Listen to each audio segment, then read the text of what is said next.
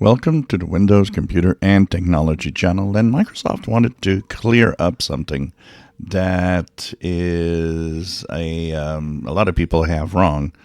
And of course, Microsoft never helps when those situations happen. So they were talking about this year's updates, 26H1 and 26H2. Now, they wanted to make sure that everybody understands that 26H1 will only be on silicon chips that are ARM processors. So Copilot plus PCs that are on ARM, Snapdragon, new Snapdragon chips, and other ARM chips. These will get 26H1. But they won't get 26H2.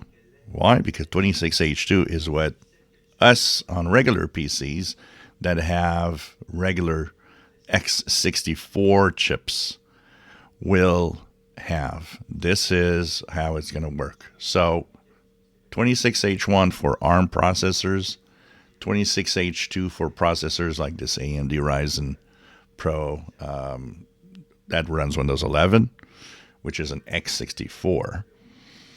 And the ARM chips won't get 26H2, but there was a hint on that blog post that 27H1 will exist for the ARM chips.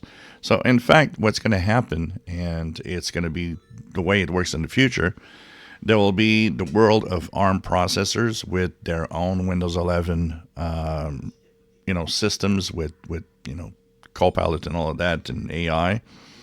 And even if they don't have AI, from what I understand, 26H1 will be there. But their update will always be at the first half of the year. So 26H1 for this year, 27H1 next year, and if there is ever a 28H1 the year after. And the same will be for x64 PCs like this that will have simply a 26H2 somewhere in October, 27H2 possibly, even though there's not any news of it.